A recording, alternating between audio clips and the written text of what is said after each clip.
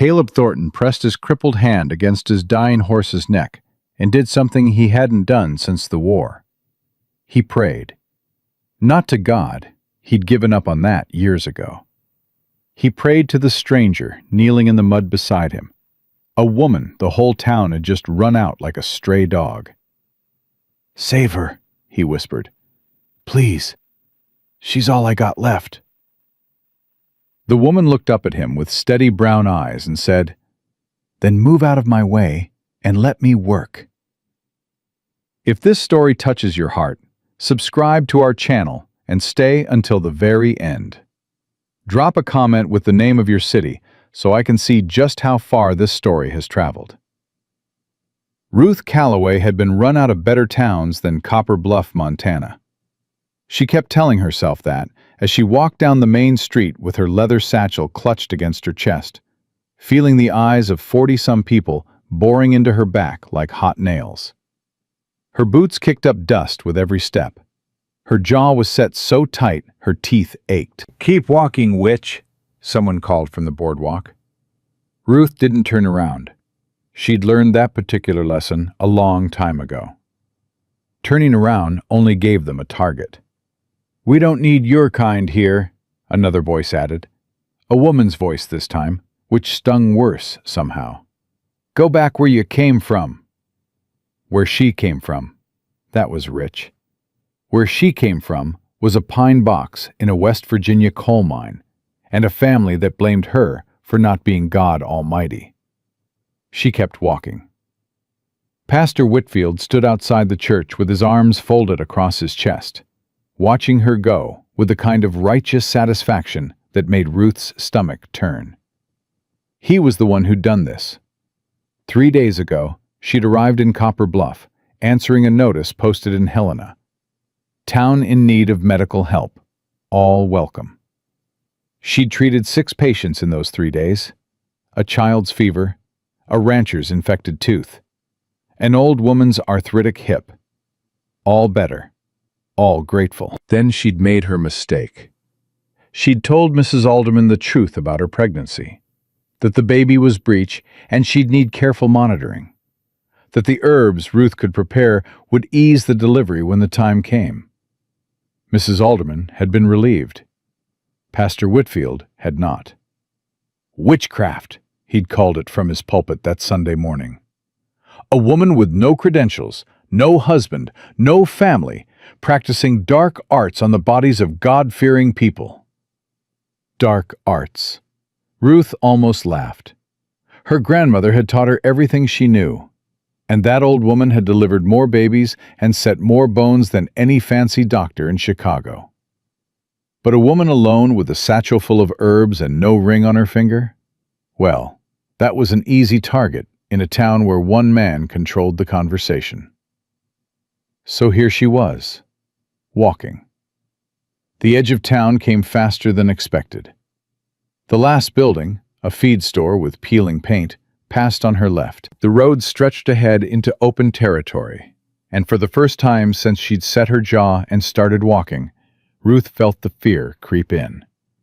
She had no horse, no wagon, $14 in her pocket, and 3 days of food in her satchel. Helena was 60 miles east, and the summer heat was brutal, even in Montana. "Ma'am?" Ruth stopped. A boy, maybe 12, had followed her to the edge of town. He was skinny, sunburned, clutching his hat in both hands. "Tommy Pruitt," she said, recognizing him.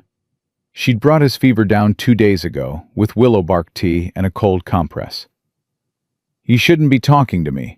Your mama will tan your hide." "I don't care," Tommy said, and the defiance in his young voice almost broke her composure. "What they did ain't right. You helped me when I was burning up. Mama knows it too, even if she won't say so." "Go home, Tommy."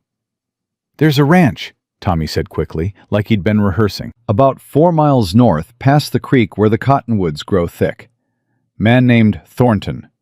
He keeps to himself, don't come to town much. His horse got hurt bad yesterday, caught her leg in a gopher hole coming down the ridge. Nobody'll help him, on account of he fought for the Confederates, and folks round here ain't forgiven that." Ruth studied the boy. "Why are you telling me this?" "Because you help things that are hurting," Tommy said simply. "And that horse is hurting something terrible. Plus, Thornton's place is on the way to the Helena Road, more or less. You'd have somewhere to rest before the long walk." Ruth felt something crack inside her chest. That small, painful fracture that happened every time someone showed her unexpected kindness. She knelt down to Tommy's level. "Thank you," she said quietly. Tommy jammed his hat back on his head, suddenly embarrassed. "Just follow the creek north. You can't miss it. There's a gate with a cattle skull nailed to the post." He paused. "Mr. Thornton might point a gun at you. He does that. But he won't shoot. Probably." "Probably," Ruth repeated. "He ain't mean," Tommy clarified. "Just hurt. Like his horse." Then the boy turned and ran back toward town before anyone could see him talking to the witch. Ruth found the gate with the cattle skull just as the sun reached its highest point, beating down on her shoulders like a punishment.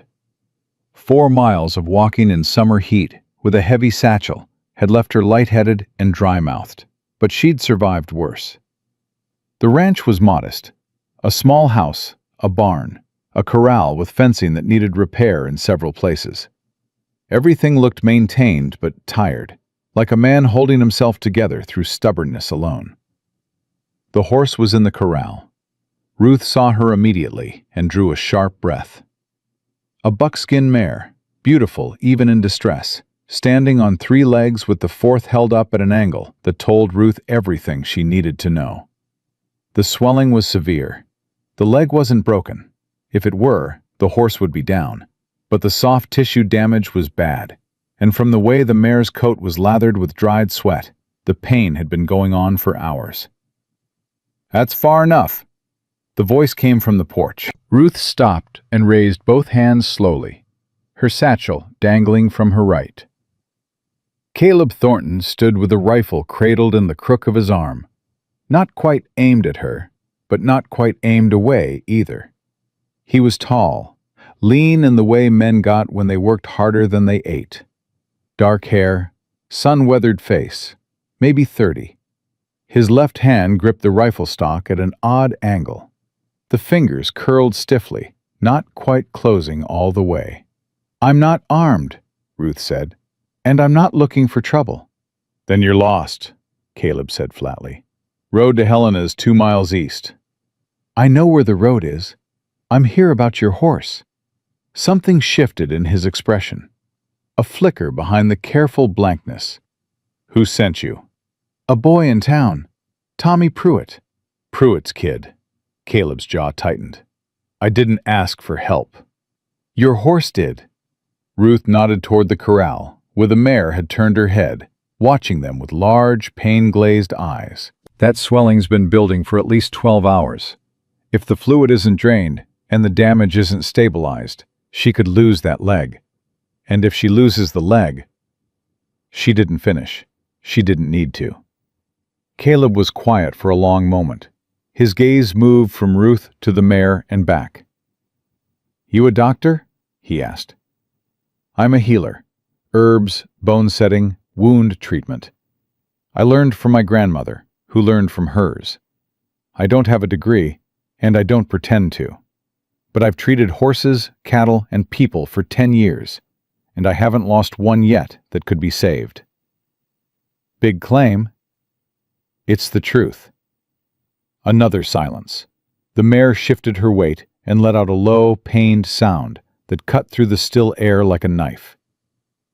"Copper Bluff ran you out," Caleb said. It wasn't a question. Ruth met his gaze. "They did." "Why?" "Because I'm a woman with no husband, and I use herbs instead of prayers." That was enough for Pastor Whitfield. Something that might have been the ghost of recognition crossed Caleb's face. He knew what it was like to be cast out. Ruth could see it in the way his shoulders tightened. "If you hurt her," he said slowly, lowering the rifle. "I'll make Whitfield look like a saint." "Fair enough." Ruth was already moving toward the corral. "I'll need clean water, as much as you can boil, and clean cloth if you have it." "I have it." "Then let's not waste any more time. She's suffering." Caleb set the rifle against the porch rail and followed her. Ruth noticed the way he walked, steady, purposeful, but favoring his left side slightly, and that stiff hand held close to his body, like something he was trying to hide and protect at the same time. At the corral fence, Ruth paused. "What's her name?" "Josie." "How old?" 7. Had her since she was a foal." He said it simply, but Ruth heard the weight behind the words. 7 years was a long partnership out here. "She's pregnant," Ruth said, studying the mare's belly. Caleb went still. "What?" "About 4 months along, maybe 5. You didn't know?" "No." His voice was rough.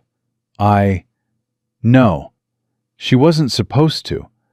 I keep her separated from the stallions at the Hadley Ranch when she's—" He stopped, ran his good hand over his face. "Damn." "That changes things," Ruth said carefully. "The injury, the swelling, the stress, all of it affects the foal.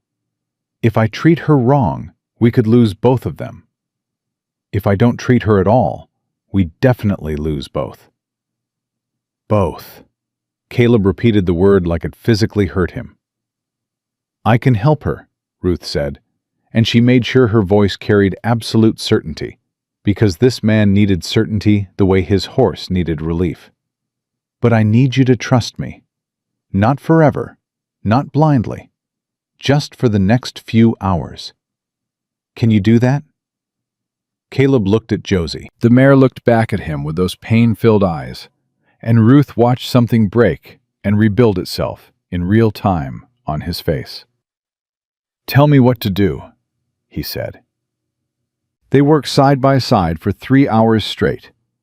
Ruth talked constantly as she worked, not to fill silence, but to keep Caleb informed and to keep Josie calm. Her hands moved with a sureness that Caleb watched with increasing attention. The way she palpated the swollen leg, identifying the exact location of the damage. The way she prepared a poultice from herbs in her satchel, explaining each one. "Comfrey for the bone and tissue, arnica for the swelling, yarrow to prevent infection." She packed the poultice around the injured leg with gentle, practiced motions. "Hold her head. Talk to her. She trusts your voice more than mine."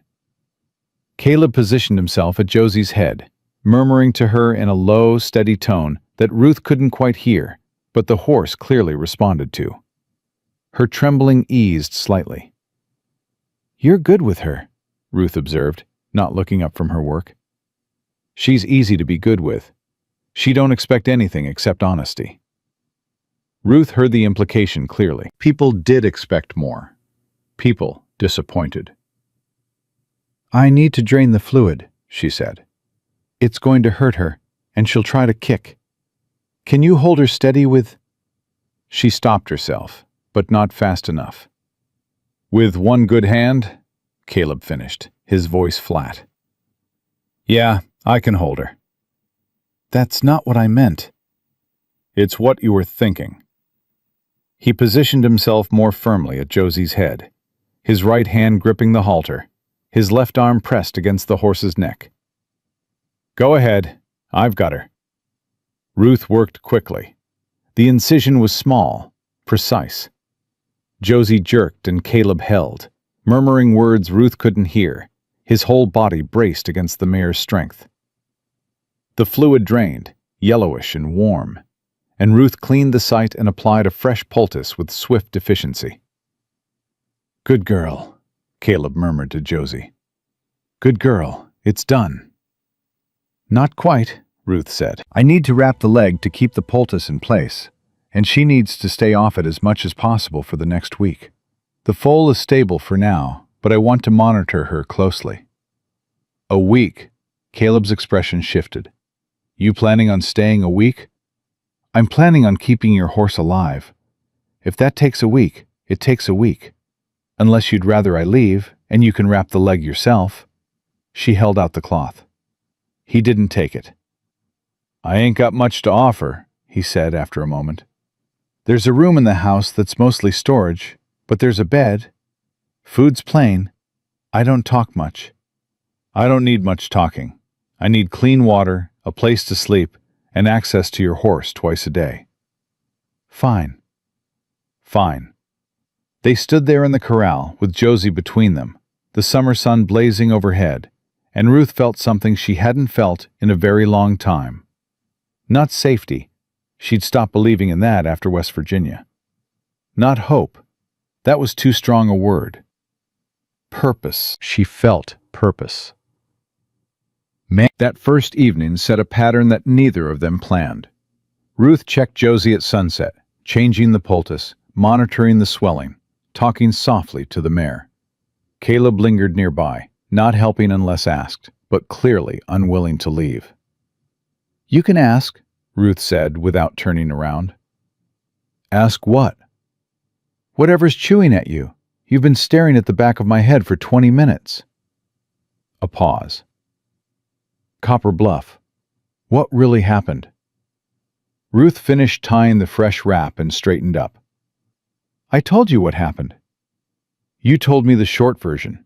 Whitfield's a fool, but he can't run someone out of town alone. Takes more than one man's opinion. Ruth wiped her hands on the cloth. He was right, and she was tired of carrying it alone.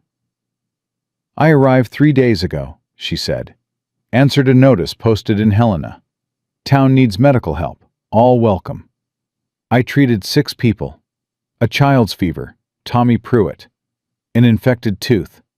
An old woman who could barely move her hands. All better within a day or two. So they should have been grateful. They were, until I examined Eloise Alderman. Ruth leaned against the fence. She's 8 months pregnant. The baby's breech. I told her what I could do to help. Herbs to ease the delivery. Techniques to turn the baby. She was relieved. She was scared, Caleb. First baby, no doctor within 60 miles, and she was terrified something would go wrong. Whitfield's her brother-in-law, Caleb said quietly. I didn't know that until Sunday morning, when he stood up in that church and called me a witch. Ruth's voice stayed level, but her hands had tightened into fists at her sides. By noon, the whole town had turned. People I've helped 2 days before wouldn't look me in the eye. Mrs. Alderman's husband came to the boarding house and told me to leave before sundown. And Eloise? She was standing behind him, crying, but she didn't say a word. The silence between them was different now. Heavier. Caleb leaned against the fence post beside her, close enough that she could hear him breathing. I was at Shiloh, he said abruptly. The battle. I was 17. My father signed me up because he believed in the cause, whatever that meant to a tobacco farmer in Tennessee. I came home 3 years later with a hand that don't work right and a head full of things no boy should see. Ruth waited. My father was dead by then. Fever. My brother had taken over the farm. And my girl, Sarah, the woman I was going to marry. She was standing on the porch next to him, wearing a ring that should have been mine. He flexed his bad hand slowly, the fingers barely moving. She looked at this hand, and she looked at my brother's 2 good ones, and I reckon the math was simple. There's nothing simple about that, Ruth said. That's betrayal. That's survival. She needed someone whole. I wasn't. You are whole. The words came out sharper than Ruth intended. A stiff hand doesn't make you half a man, and anyone who thinks otherwise isn't worth grieving over. Caleb turned his head to look at her. In the fading light, his expression was unreadable, but something in his eyes shifted, a door opening a crack. You say that easy enough. I say it because I've been told the same lie about myself. that I wasn't enough, that if I'd been a real doctor, a real healer, I could have saved my husband when that mine collapsed on him. His mother said it to my face at the funeral. If you were what you claimed to be, my son would still be alive. That's a cruel thing to say. Cruel things are easy when you're looking for someone to blame. Ruth pushed off the fence. I should check Josie one more time before dark. Ruth. She stopped. For what it's worth, Caleb said. I don't think you're a witch. And I don't think you're not enough. She didn't turn around, because if she did, he'd see that those simple words had done what Whitfield's cruelty couldn't. They'd cracked her open. Thank you, Caleb. Don't thank me. I'm just stating facts. Ruth smiled in the gathering dusk where he couldn't see it, and went to tend the horse that was slowly, impossibly, becoming her reason to stay. 3 days in, and they'd built something neither of them had a name for. It wasn't friendship exactly. It was more like two people standing on opposite sides of a river, recognizing the same look in each other's eyes, and neither one brave enough yet to build a bridge. Caleb brought her coffee every morning without being asked. Ruth noticed he took it black and made his the same way. He repaired a loose board on the corral fence after she mentioned Josie leaning on it. She prepared a salve for his left hand after watching him struggle to grip a fence post for the 3rd time that day. You don't have to do that, he said when she set the small jar on the kitchen table. It's comfrey and beeswax. Same thing I use on Josie's leg. It'll ease the stiffness. Won't fix it, but it'll help. I didn't ask for help. Neither did Josie. I helped her anyway. He stared at the jar for a long time after she left the room. That evening, Ruth saw him on the porch, rubbing the salve into his left hand with slow, careful motions. He didn't mention it. She didn't ask. Progress. On the 4th morning, Ruth was checking Josie's leg when she heard hoofbeats approaching from the south.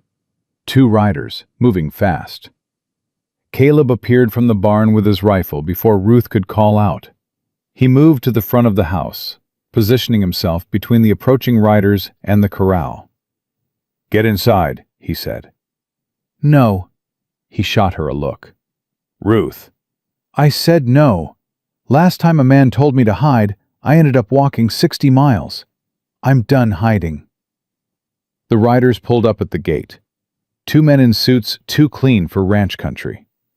The first was tall, silver-haired, sitting his horse with the easy confidence of a man who owned everything he could see. The second was younger, harder, wearing a badge pinned to his vest. Thornton, the silver-haired man called pleasantly. Beautiful morning, isn't it? Redmond. Caleb's voice could have frozen water. You're on my land. Temporarily, I assure you. Judge Silas Redmond smiled the way a cat smiles at a cornered mouse. I've come with a proposition. A generous one, I might add. This territory is changing, Caleb.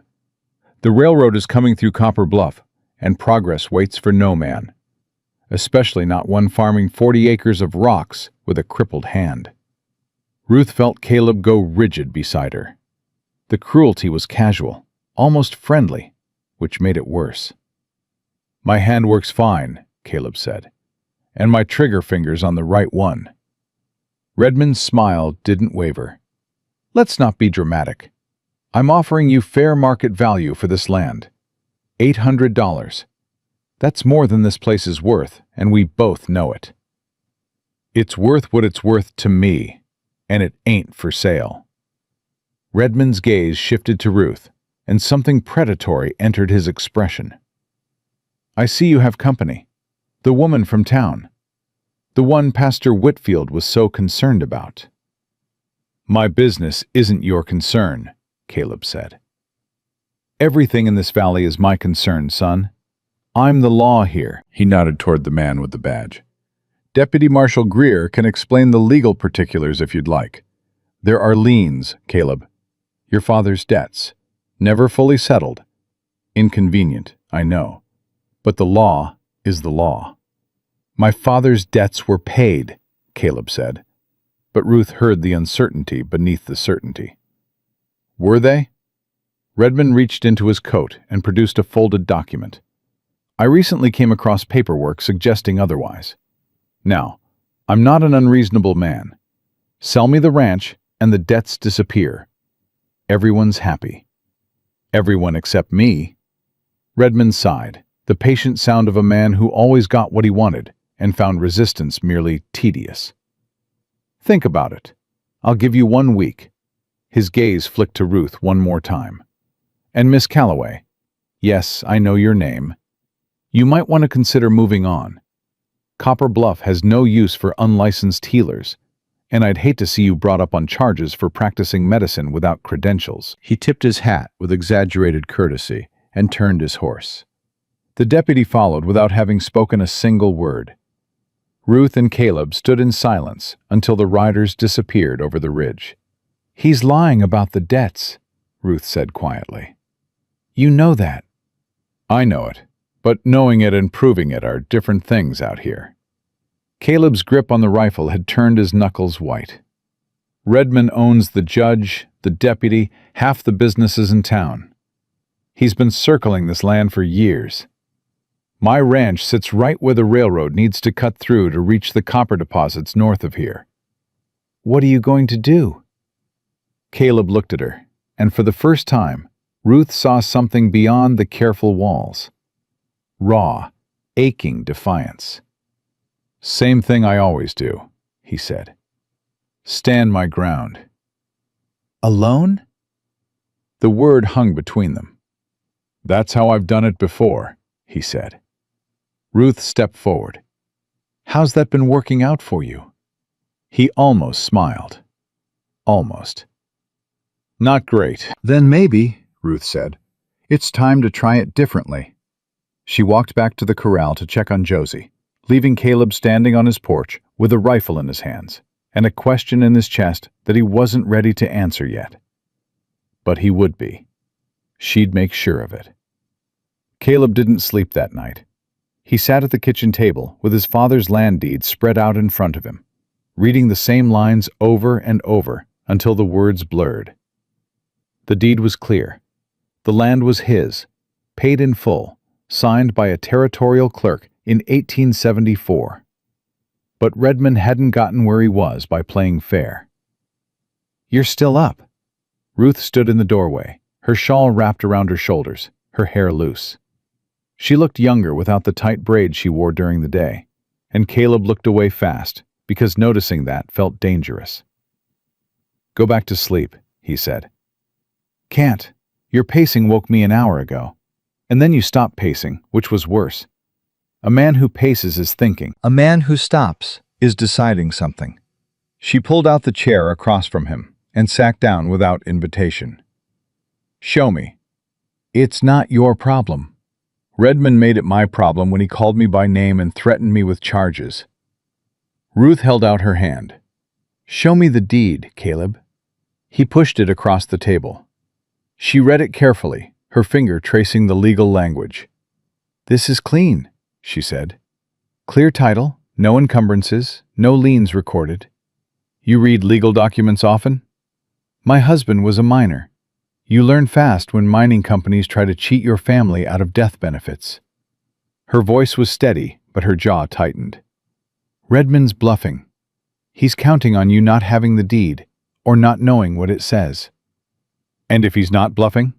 If he's forged something? Then we need a copy of the territorial records. The originals are in Helena. That's a 5-day ride. It's a 2-day ride if you push it. Ruth looked at him across the table. But you can't leave right now. Josie needs daily treatment, and Redmond would love nothing more than to find this place empty. So I'm trapped. You're not trapped. You're choosing to stay because it matters. She folded the deed carefully and pushed it back. There's another option. Someone in town might help. Someone who doesn't answer to Redmond. There's nobody in Copper Bluff who'd stick their neck out for me. Tommy Pruitt's mother might. The boy didn't follow me to the edge of town on his own. Someone told him where your ranch was. Someone who knew your horse was hurt and knew I could help. Caleb stared at her. He hadn't considered that. Agnes Pruitt, he said slowly. Her husband worked this land with my father before the war. She's the only person in town who still nods at me when I come in for supplies. Then she's the one we talked to. We? I'm not sitting here waiting for Redmond to make his next move. I did that in West Virginia. I sat and waited and let other people decide my future. I won't do it again. The certainty in her voice made something twist in Caleb's chest. Not pain exactly, more like a muscle being used for the first time in years. All right, he said, but we go together and we go armed. I don't carry a gun. Then you stay behind me. Ruth raised an eyebrow. We'll discuss that on the way. They rode into Copper Bluff the next morning, just past sunrise. Caleb on his gelding, Ruth on a borrowed mare from the neighbor's spread. Old Hank Dawson had owed Caleb a favor and didn't ask questions. The town was barely awake. A few shopkeepers sweeping boardwalks, the blacksmith already at his forge. Caleb felt the stares immediately, the sideways glances, the whispered conversations that stopped when they passed. Friendly place, Ruth murmured. Keep your head up and your mouth shut until we get to the Pruitt store. I'll keep my head up. The mouth shut part we'll see about. Agnes Pruitt was behind the counter of the general store, sorting bolts of fabric.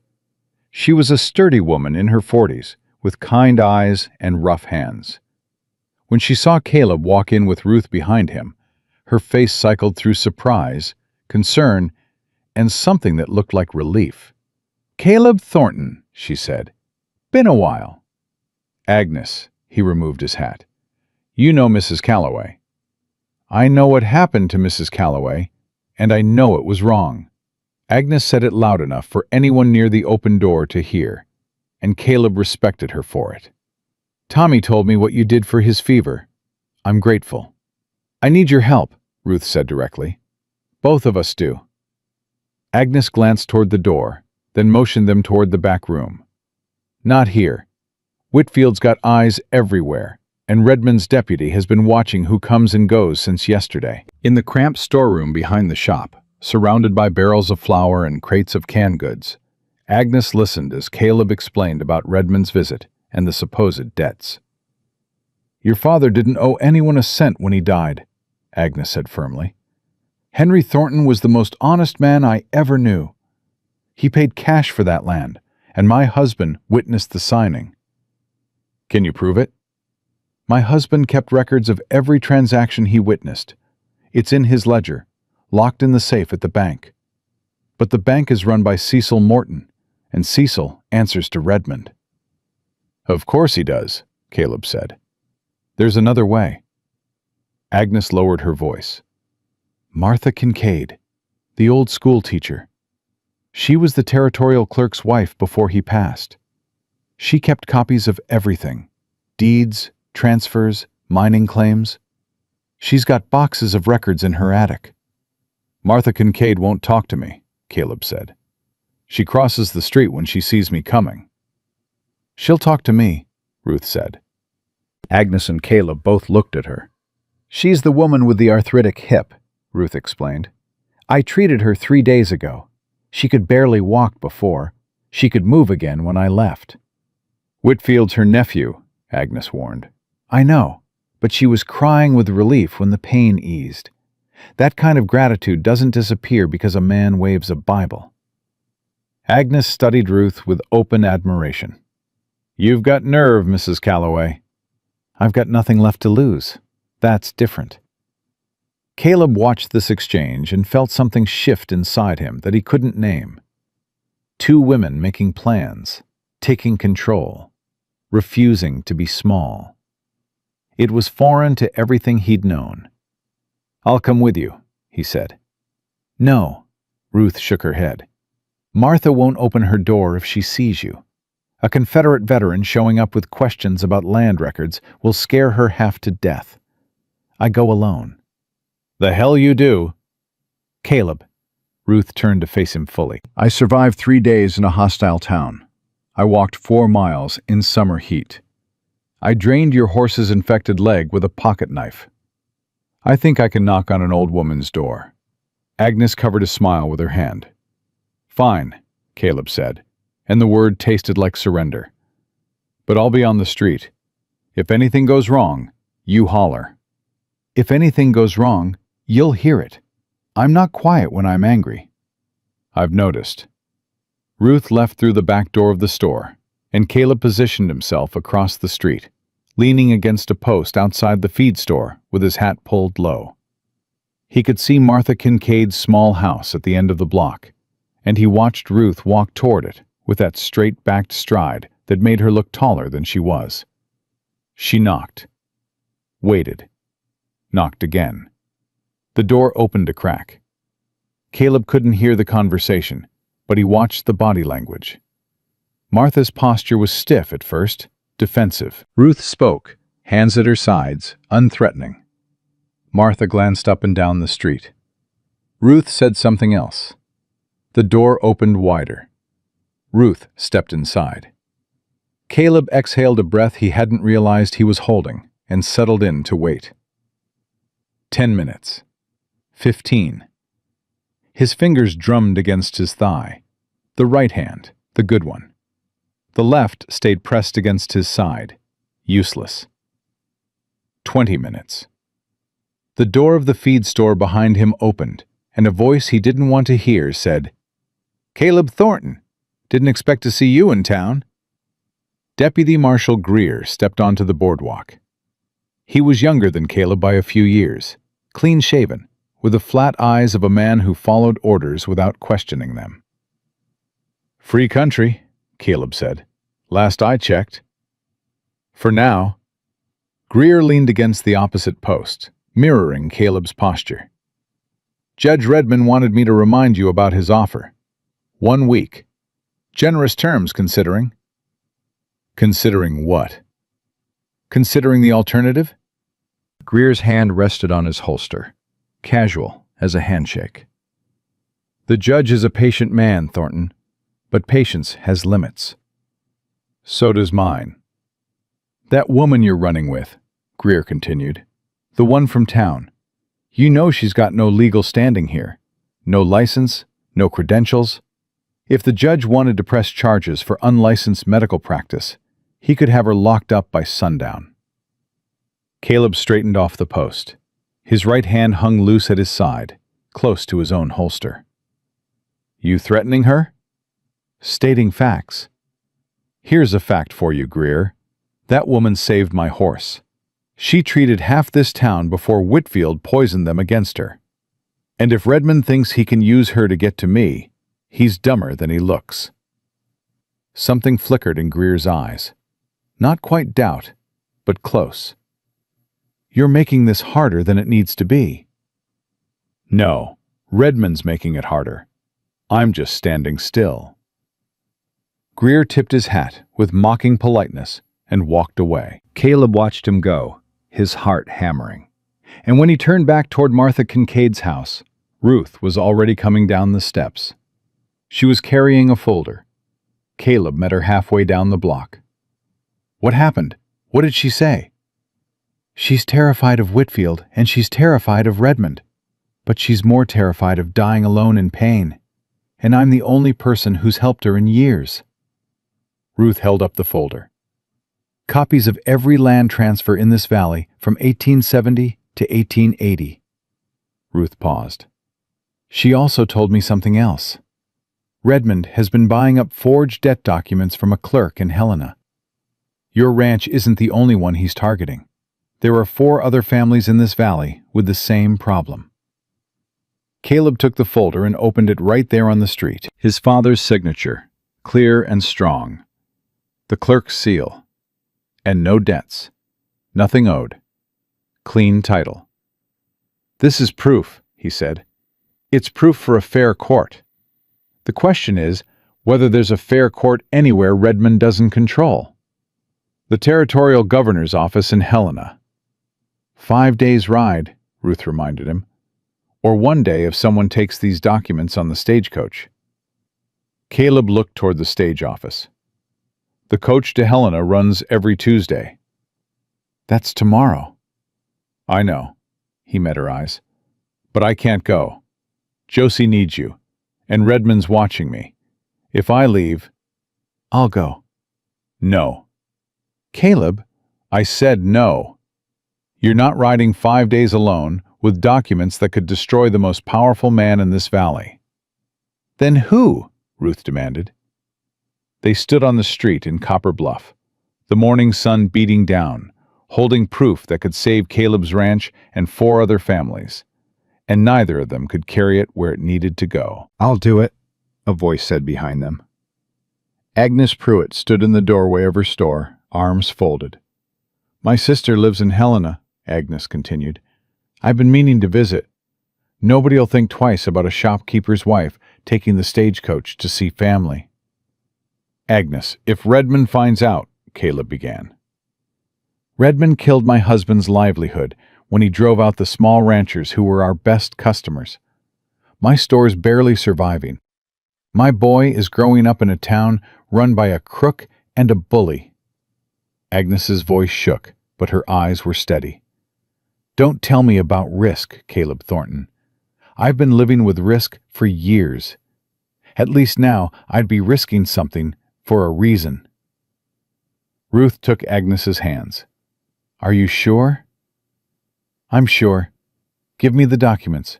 I'll be on tomorrow's coach, and I'll put them in the governor's hands myself if I have to sit in his office for a week.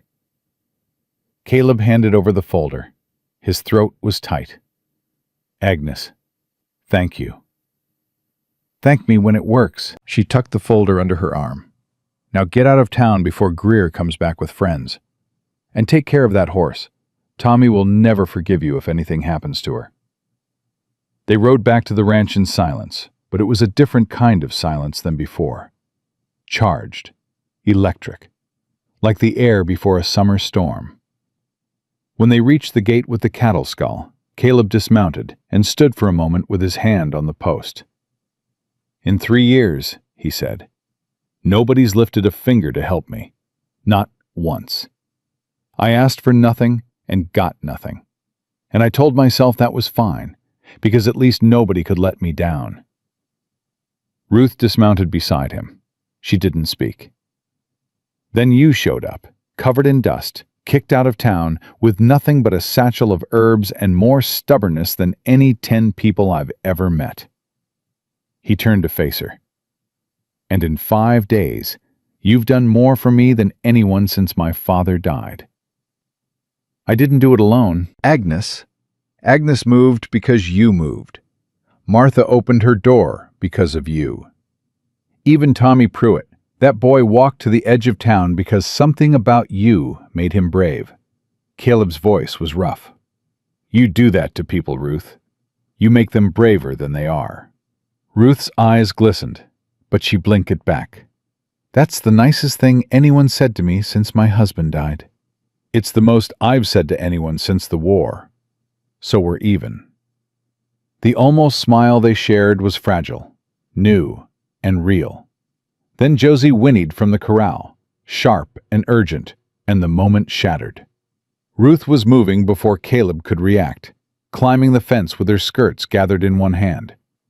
Josie was circling the corral, agitated, her injured leg trembling, but bearing weight in a way it shouldn't have been. What's wrong? Caleb was right behind her. Ruth reached Josie and placed both hands on the mare's belly. Her face changed. She's cramping. The foal is shifting position. Is she losing it? Not yet, but the stress, the injury, the infection, and now the commotion today, it's taking a toll. I need to calm her down, and I need to check the foal's position. Ruth's voice was steady, professional, but Caleb could see the tension in her shoulders. Hold her head, like before. Caleb gripped Josie's halter with his right hand, pressed his forehead against the mare's neck. Easy, girl. Easy. Ruth worked for 20 minutes, her hands moving over Josie's belly with practiced pressure, pausing, listening with her ear pressed against the mare's side. When she finally straightened, her expression was grave. The foals turned. It was positioned correctly before, head down, ready for a normal birth in a few months. Now it shifted sideways. What does that mean? It means if it stays like this, Josie can't deliver naturally. I might be able to turn it back, but not now. She's too agitated, and any force could injure the foal. So what do? We wait. We keep her calm. We keep her fed. We keep her stress as low as possible. And we pray that the foal turns back on its own. Ruth wiped sweat from her forehead. Caleb, I have to be honest with you. I've seen this before. Sometimes the foal corrects itself. Sometimes it doesn't.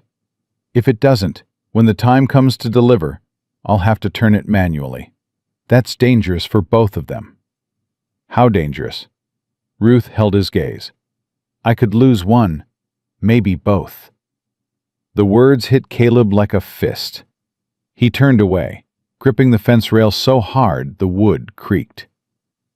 This is because of Redmond, he said. The stress. His men showing up, the threats, all of it. You don't know that. I know that horse was fine until that man rode onto my land and started making threats. Josie could feel it. Animals feel everything we try to hide. Ruth put her hand on his arm. He flinched, but didn't pull away. Caleb, listen to me. Josie is strong. The foal is strong. We have time. Agnes is going to Helena with those documents, and when the governor sees what Redmond's been doing, it's over. We just have to hold on. I'm tired of holding on. I know. So am I. Her hand tightened on his arm.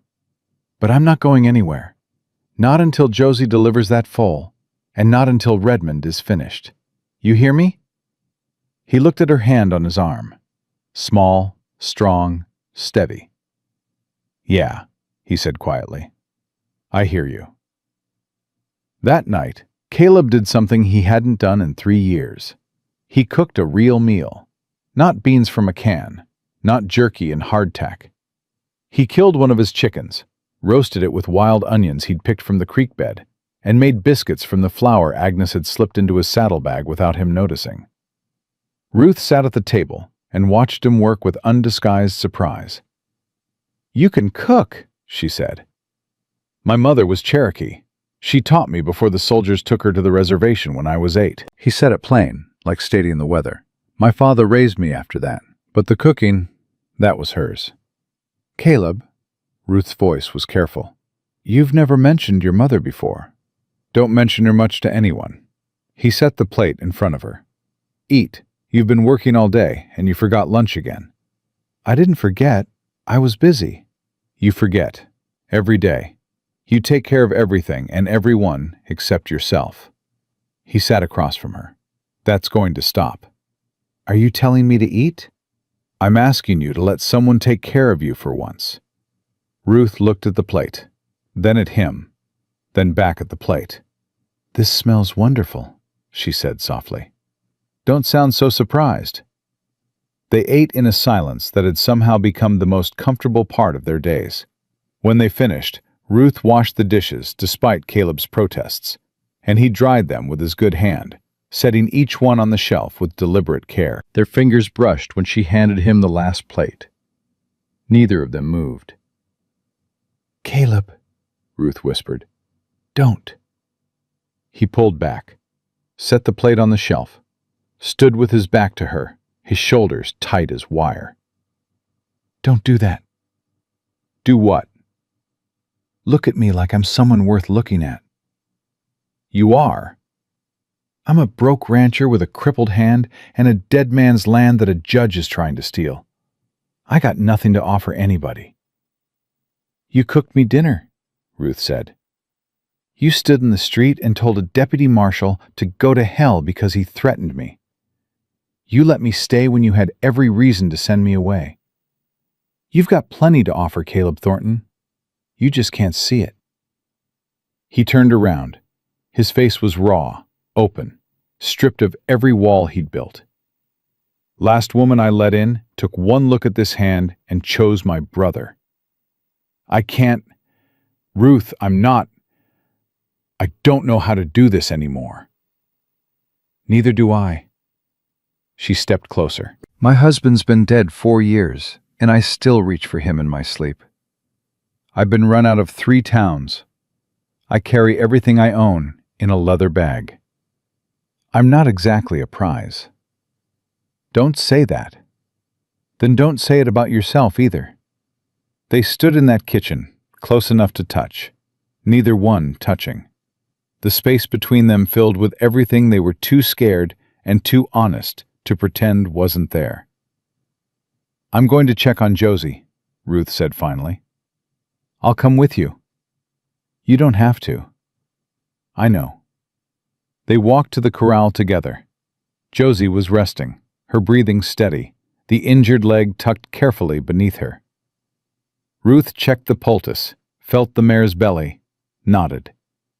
She's stable, for now. They stood side by side at the fence, and Caleb did something that cost him more courage than facing down Greer or Redmond or any man with a gun. He reached out with his left hand, the broken one, the stiff one, the one Sarah had looked at with disgust, and laid it on the fence rail next to Ruth's hand. Ruth looked at it. Then, slowly and deliberately, she placed her hand over his. His fingers couldn't close around hers. They barely moved. But she held them anyway, and the warmth of her palm against his scarred knuckles said everything that words couldn't. They stood like that until Josie sighed in her sleep, a deep and peaceful sound, and somewhere in the darkness a coyote sang, and neither of them let go. The week Redmond had given them ran out on a Tuesday morning, and he didn't wait until noon. Ruth was in the corral with Josie when she heard them coming. Not 2 riders this time. 6. She counted the hoofbeats before she saw the dust, and her hands went still on Josie's belly. "Caleb," she called, keeping her voice even so the mare wouldn't spook. He was already at the porch with his rifle. He'd heard them too. "Get inside the house," he said. "We talked about this. Ruth, there are 6 of them." "I can count." She climbed the fence and walked to him. "Give me the shotgun." He stared at her. "Agnes showed me where you keep it. Top of the wardrobe, left side, loaded with buckshot. I told you I know how to shoot. Now give it to me, or I'll get it myself." Caleb went inside and came back with a shotgun. He handed it to her, and she broke it open, checked both barrels, snapped it shut. The motion was practiced and clean. "My brothers," she said, before he could ask. "Coal country. You learn young, or you don't learn at all." The riders came through the gate without stopping. Redmond was in front, wearing a black coat despite the summer heat, sitting his horse like a man arriving at a property he already owned. Deputy Greer rode at his right. Behind them came 4 men Ruth didn't recognize, hard-faced, hired, the kind of men who did ugly work for steady pay. "Thornton," Redmond called, reining up 20 yards from the porch. His eyes found Ruth and the shotgun, and his smile thinned, but didn't disappear. "I see you've armed your guest. How hospitable." "Your week's not up until tonight," Caleb said. "I'm an early riser, and I'm afraid circumstances have changed." Redmond reached into his coat and produced a folded document with a red wax seal. "This is a court order, signed by Judge Whitmore in Helena, authorizing the seizure of this property to satisfy outstanding debts owed by the estate of Henry Thornton. That court order is based on forged documents, and you know it." "What I know and what the law says are often different things, Caleb. That's why we have courts." Redmond held the paper toward Greer. "Deputy, serve the order." Greer dismounted. He walked toward the porch slowly, his hand near his holster, his eyes moving between Caleb's rifle and Ruth's shotgun. "Don't come any closer," Caleb said. Greer stopped. He looked back at Redmond, then at Caleb. "Thornton, I'm just doing my job." "Your job is to uphold the law," not enforce a rich man's forgeries. I don't know anything about forgeries. I know I've got a signed court order from a territorial judge, and I'm required to serve it. Greer held out the paper. Take it. Read it. If it's wrong, you can challenge it in court. With what money? What lawyer? Redmond owns every attorney between here and Helena. That's not my problem. Ruth stepped forward. It will be your problem when the governor's office sees the real records. Every head turned to her. Redmond's smile vanished. What real records? He asked, and for the first time his voice lost its pleasant coating. The originals. Every land transfer in this valley from 1870 to 1880, including Henry Thornton's deed, paid in full, no debts, no liens, signed, sealed, and witnessed. Ruth held his gaze. They're on their way to Helena right now, along with documentation of every forged debt document you've used to steal land from families in this valley. Silence. Absolute silence. Then Redmond laughed. It was a cold sound, nothing like amusement. A woman with no credentials, no standing, and no legal authority thinks she can threaten me with paperwork? He leaned forward in his saddle. Who's carrying these supposed documents? Who would be foolish enough? Ruth said nothing. Caleb said nothing. It doesn't matter, Redmond said, recovering his composure. The court order is valid today. Whatever you've sent to Helena, even if it arrives, even if anyone reads it, that will take weeks. By then, this property will be legally transferred, and there's no court in the territory that will reverse a completed seizure. He nodded to Greer. Serve it. Greer took another step forward. Caleb cocked the rifle. I'm not going to shoot a lawman, Caleb said quietly. But I will shoot any hired gun that sets foot on my porch. And Redmond, if you think those 4 men behind you are worth dying over a piece of paper, you go right ahead. One of the hired men shifted in his saddle. Another exchanged a glance with the man beside him. They were calculating odds, and the odds included a man with a rifle who clearly knew how to use it, and a woman with a shotgun who looked like she wanted to. This is foolishness, Redmond said. You're delaying the inevitable. Maybe, but I'm delaying it today. Caleb's voice was iron. Now get off my land before I stop being polite. Redmond studied him for a long moment. Then his gaze shifted to Ruth, and something ugly moved behind his eyes. Very well. Today. He gathered his reins. But I want you to remember something, Thornton. I offered you $800 and a clean walk away. The next offer won't be so generous. His eyes locked onto Ruth. And Mrs. Calloway, you should know that harboring a fugitive from medical charges is a criminal offense. I've sent a telegram to Chicago this morning. It seems there's quite a file on you there. Ruth's blood went cold, but her face stayed still. I'm not a fugitive. That's not what Chicago says. Apparently you left West Virginia under some rather interesting circumstances as well. Something about a mining company investigation and a husband who died under questionable conditions. The words hit Ruth like a physical blow. Beside her, she felt Caleb go rigid. That is a lie, Ruth said, and her voice shook for the first time. Is it? I suppose we'll find out. Redmond tipped his hat. Good day to you both. He turned his horse and rode away. The hired men followed. Greer was last, and he paused just long enough to drop the court order in the dust at Caleb's feet. I'm sorry, Greer said. He sounded like he meant it. Then he was gone. Ruth stood on the porch with the shotgun growing heavy in her hands, and Redmond's words echoing in her skull. Questionable conditions. Under investigation. Fugitive. Lies. All lies. But lies didn't need to be true to destroy you. She'd learned that in Copper Bluff. Ruth. She couldn't look at him. If she looked at him and saw doubt in his eyes, she would break. "Ruth, look at me." She turned. Caleb's face held no doubt. It held fury, but not at her. His jaw was clenched so tight she could see the muscles jumping. "Is any of it true?" he asked. "Any of what he said about your husband?" "No." The word came out cracked. "Daniel died in a mine collapse. 30 men died that day. The mining company tried to blame the workers for ignoring safety protocols instead of admitting they'd cut costs.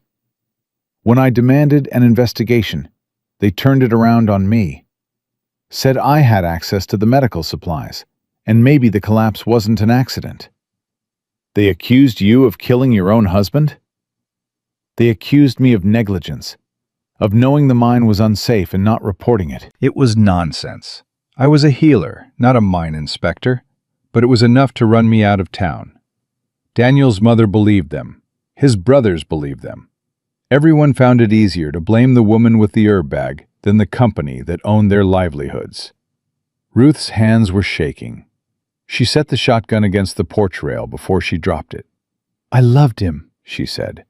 "I loved him, and I couldn't save him, and I have carried that every single day since. If Redmond thinks he can use my dead husband to hurt me, he's wrong. Nothing he does can hurt worse than what's already been done." Caleb set his rifle down. He walked to her, and he did something that surprised them both. He took her hands, both of them, his right hand strong and sure, his left hand stiff and clumsy and trying. "I believe you," he said. "I believed you the minute you knelt in the mud and put your hands on my horse. I believed you when you walked into a hostile town to help me, and I believe you now." "You barely know me." "I know enough. I know you can't fake the way you touched Josie. I know you can't fake what you did for Tommy Pruitt or Martha Kincaid. And I know that a woman who killed her husband wouldn't carry his memory the way you carry Daniel's." Ruth's composure finally broke. Not dramatically, not with sobs. Just tears, silent and steady, running down her face while she gripped Caleb's hands like they were the only solid thing in a world that kept shifting under her feet. "We're in trouble," she whispered. "Yeah," Caleb agreed. "We are. Agnes won't reach Helena for 2 more days. Even if the governor acts immediately, it could be a week or more before anything changes here." "I know." "Redmond will come back before then, with more men, maybe with real charges against me." "I know that too." "So what do we do?" Caleb released her hands and picked up the court order from the dust. He read it slowly, carefully. "This is legal," he said. "Crooked, but legal. If Greer comes back with more deputies, I can't shoot lawmen. I'd hang for it." "Then we need the town," Ruth said, wiping her face. "We need Copper Bluff to stand with us." "They won't. They're afraid of Redmond. They were afraid of Whitfield, too, until Martha Kincaid opened her door. People change when someone gives them a reason." "What reason?" Ruth was quiet for a moment. Then she straightened her shoulders, and something hardened in her face. "Eloise Alderman," she said. "She's 8 months pregnant with a breech baby. The nearest doctor is 60 miles away and too old to make the ride. Whitfield can call me a witch all he wants, but when that baby comes, I'm the only person within 100 miles who can turn it. You want to go back to the town that threw you out. I want to help a woman who's terrified and alone, and whose brother-in-law cares more about his pride than her life." Ruth picked up the shotgun and handed it back to Caleb. "I don't need this for where I'm going." "Ruth, if Whitfield can't deliver a breech baby, I can. And when Eloise Alderman is holding her healthy child, that town is going to have to decide who they believe. A preacher who calls everything he doesn't understand witchcraft, or a woman who saved a life right in front of their eyes." Caleb looked at her. This woman who had walked into his life covered in dust and defiance, who had healed his horse and held his broken hand, and stood beside him with a shotgun against 6 men. He looked at her, and he understood, with a clarity that terrified him, that he would do anything for her. "I'm coming with you," he said. "Caleb, I'm coming with you, not because you need protection, because you shouldn't have to walk back into that town alone. Nobody should." Ruth's eyes searched his face. Whatever she found there made her nod. "Together, then." Together.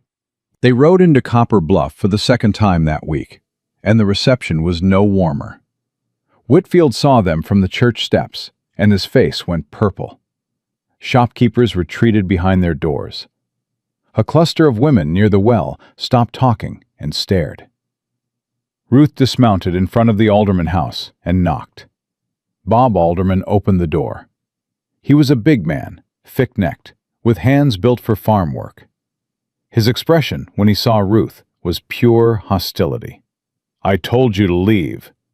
"I know what you told me. I'm here about your wife." "My wife don't need—" "Bob!" A voice from inside, thin, strained. "Bob, let her in." Alderman's jaw worked. "Eloise, let her in." Ruth didn't wait for his permission. She stepped past him into the house, following the sound of that desperate voice. Eloise Alderman was in bed, propped up on pillows, her face ashen and sheened with sweat. Her belly was enormous, and her hands gripped the bedsheets like she was trying to anchor herself to the earth. "How long?" Ruth asked, already opening her satchel. "Since last night. The pains come and go, but they're getting worse." Eloise's eyes were wild with fear. "Something's wrong. I can feel it. The baby's not moving right." Ruth placed her hands on Eloise's belly and felt the position. The baby was still breech. Worse, the cord was pressed against the cervix. She could feel the pulsing through the abdominal wall. "Eloise, I need you to listen to me carefully. Your baby is positioned feet first, and the cord is in a dangerous spot. I can turn the baby, but I need to do it now, before labor progresses further." "Can you save him?" "I will do everything in my power." "That's witchcraft!" Whitfield had followed them inside, his face flushed with righteous anger. "Bob, get this woman out of your house." "I will pray for Eloise, and the Lord will—" "The Lord gave me hands that know what they're doing," Ruth snapped. "Are yours going to turn a breech baby? How dare you!" "Pastor Whitfield." Caleb's voice came from the doorway, quiet and hard. "Step outside." "This is none of your concern, Thornton. A woman's life is everyone's concern. Step outside, or I'll move you myself." Whitfield looked at Caleb, looked at the iron in his stance, and for once in his pious life chose the wiser course. He retreated to the porch, sputtering. "Bob," Ruth said firmly, "I need hot water, clean cloths, and I need you to hold your wife's hand. Can you do that?" The big man looked at his wife. Eloise reached for him, tears streaming. "Please, Bobby, let her help. Please." Something crumbled in Bob Alderman's face. He nodded once and went for the water. What followed was the hardest hour of Ruth's life. Turning a breech baby was brutal work. Brutal for the mother, terrifying for the father, and agonizing for the healer who carried the weight of 2 lives in her hands. Eloise screamed. Bob held her hand and went white as chalk. Ruth talked constantly, her voice steady even as sweat ran into her eyes. "I can feel the head. I'm turning him now. Eloise, breathe for me. Don't push, not yet. Breathe." "I can't." "You can. You are. Keep breathing." The baby turned.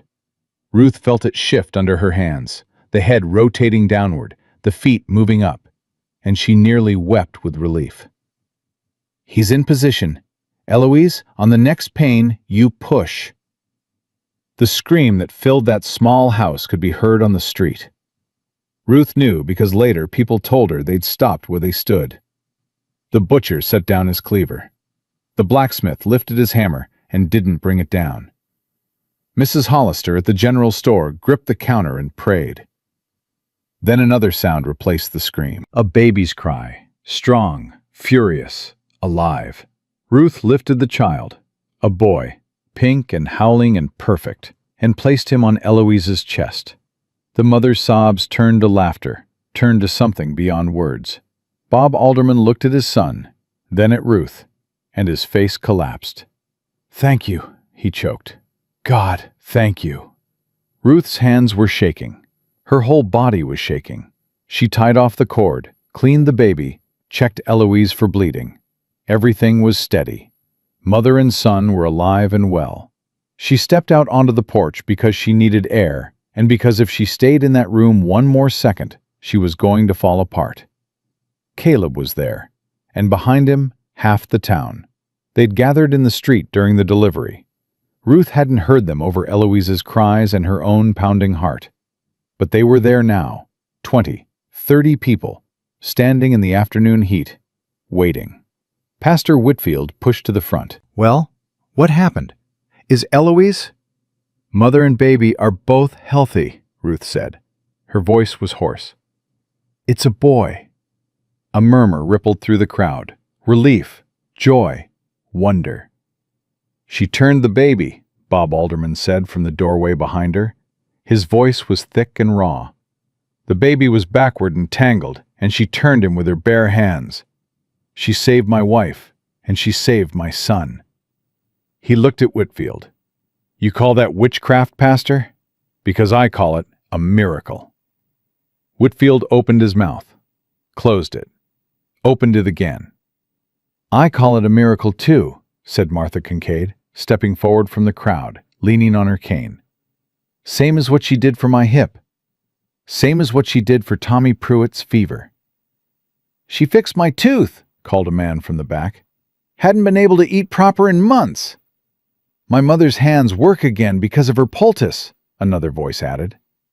One by one they spoke. The people Ruth had treated in her 3 days before Whitfield had poisoned them against her.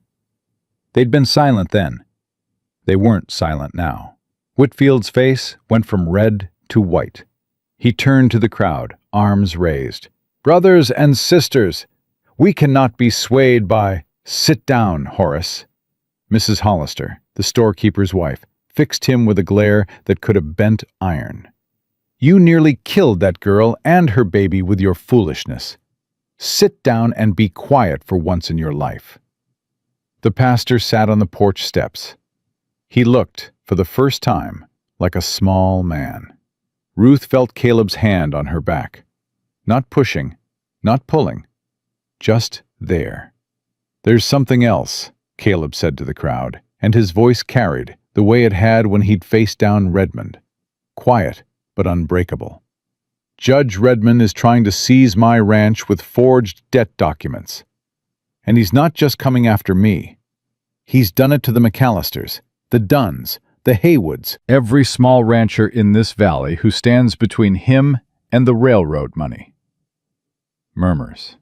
Angry murmurs. "We sent proof to the governor in Helena," Caleb continued. "The real records showing clean titles and no debts. But Redmond's moving faster than the law. He tried to serve a seizure order this morning.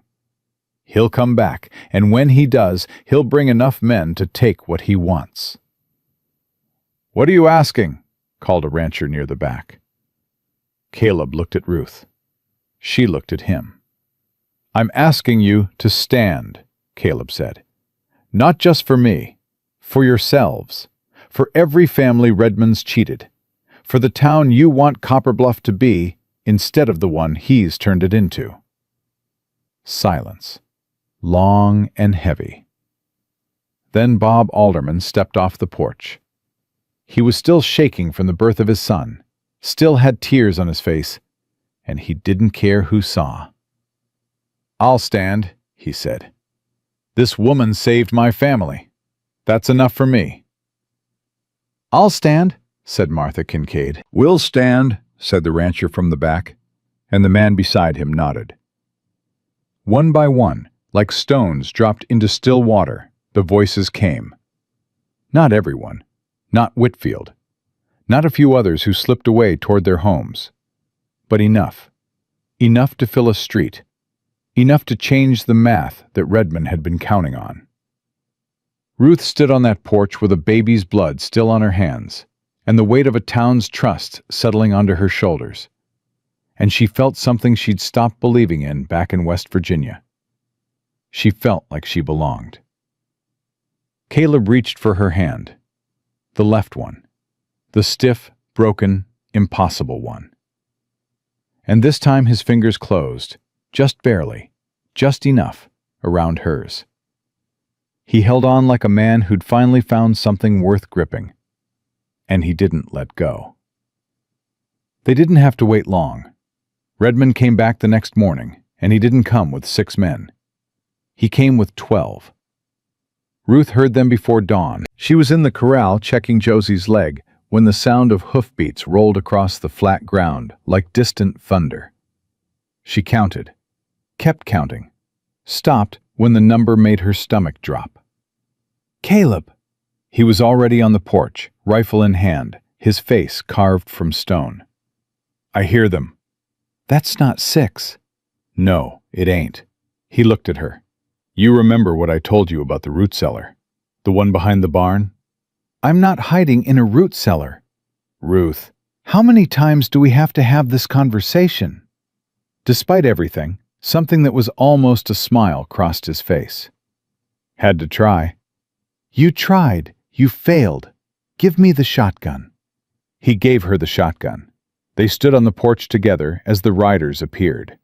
Redmond in front, Greer beside him, and behind them, a small army of hired men carrying rifles across their saddles.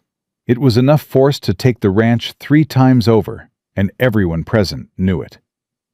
But Redmond pulled up short at the gate. His face changed, because Caleb and Ruth weren't alone. Bob Alderman stood at the east fence with a hunting rifle and a face that said he hadn't slept and didn't care. Beside him, the rancher named Hatch and his 2 grown sons, all armed. At the west fence, old Henry Dawson and 3 men Ruth didn't recognize. Neighbors, she guessed, from the spreads beyond the ridge. Martha Kincaid sat in a wagon near the barn with Mrs. Hollister and 2 other women, none of them armed, but all of them watching with the kind of fierce attention that made armed men nervous. Tommy Pruitt was perched on the corral fence with a slingshot, which Ruth would have found comical if her hands hadn't been shaking.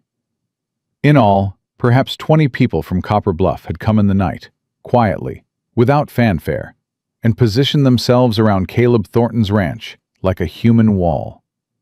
Redmond surveyed the scene. His smile didn't appear this time. This is unexpected, he said. This is what happens, Caleb replied, when you push people far enough.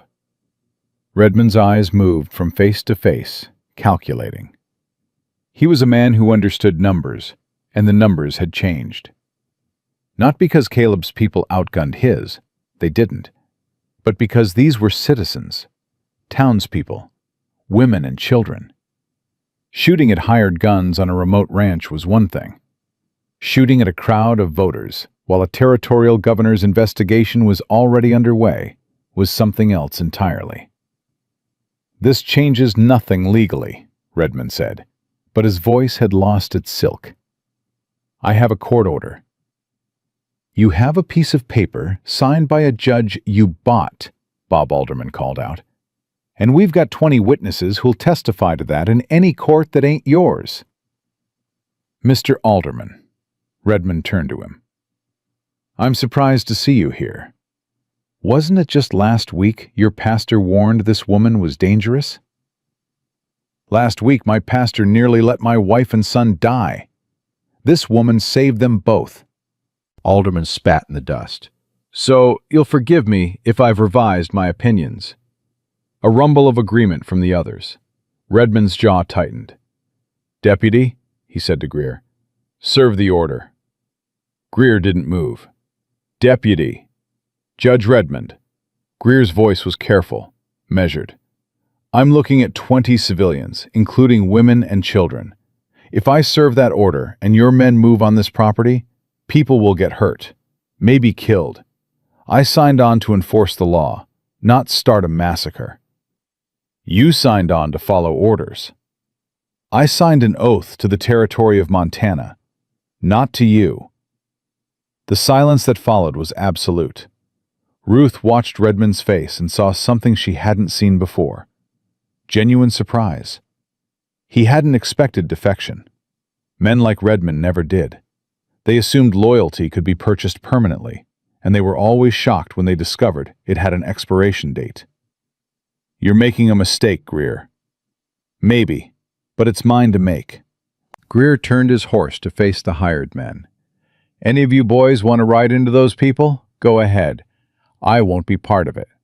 The hired men exchanged glances. Two of them, the youngest, immediately turned their horses and rode away without a word. A third followed. Then a fourth. Cowards, Redmond hissed. Smart, Caleb corrected. They can count. 8 hired men remained, plus Redmond. Against 20 townsfolk, most of them armed. The math had shifted, but it was still dangerous. 8 desperate men with nothing to lose could do a lot of damage. Ruth felt Josie shift behind her in the corral. The mare was agitated, sensing the tension, and Ruth's mind split between the standoff and the horse carrying a foal that couldn't afford more stress. Redmond, she said, and every head turned. I know about the McAllisters, the Dunns, the Haywoods. I know you've used forged debt documents against every small rancher in this valley. The proof is on its way to the governor right now. So you've claimed. But claims aren't evidence. Agnes Pruitt is on the Helena stagecoach with original territorial records showing clean titles for every property you've tried to seize. Martha Kincaid provided them from her late husband's collection. He was the territorial clerk, in case you've forgotten. Every signature, every seal, every transaction, all clean, all legal. Redmond's composure cracked, just for a second. A flicker of genuine alarm that he smoothed over almost instantly. Agnes Pruitt, he repeated. You overlooked her.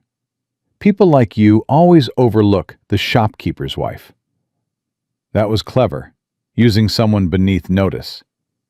Redmond's voice had gone quiet, and quiet Redmond was more dangerous than loud Redmond. But it doesn't matter what she carries to Helena. Documents can be disputed. Investigations take months. By then what? You'll have burned us out? Shot us? With 30 witnesses watching? Caleb stepped off the porch. Ruth's heart seized, but he walked steadily toward Redmond's horse, stopping within arm's reach. It's over, Redmond. Not today, maybe. Not this week. But it's over, and you know it. Nothing is over until I say it is. That's what men like you always believe, right up until the moment it isn't true anymore. Redmond stared down at Caleb. His hands were tight on the reins, his face rigid. You're a crippled Confederate farmer with 40 acres of dirt, he said, and the cruelty was naked now, stripped of all pretense. You think these people will stand with you when things get hard? They'll scatter. They always do. And when they're gone, you'll be alone again. You and your witch. Maybe, Caleb said. But right now, today, I'm not alone, and neither is she. And that's enough for today. Something moved behind Redmond's eyes. Not defeat. Men like him didn't accept defeat easily. But recognition. The recognition that this particular battle, on this particular day, was lost. This isn't finished, he said. No, Caleb agreed. But you are. Redmond turned his horse. The remaining hired men followed. They rode through the gate and up the ridge, and nobody breathed until the last rider disappeared from view. Then Bob Alderman let out a whoop that startled every horse on the property, and suddenly people were talking, laughing, clapping each other on the back. Mrs. Hollister was crying. Old Dawson was shaking hands with men he'd barely spoken to in years. Ruth sat down on the porch steps because her legs wouldn't hold her anymore. Caleb found her there. He sat beside her, close enough that their shoulders touched. You're shaking, he said. I know. You were magnificent. I know that too. She tried to smile and mostly succeeded. So were you, walking up to his horse like that. What if he'd had a gun drawn? He didn't. But what if he had? Then I reckon you'd have shot him with that shotgun. I would have. I know. They sat there while the celebration swirled around them. Two people who had come to this territory broken and alone, and were learning, slowly, painfully, what it meant to be neither.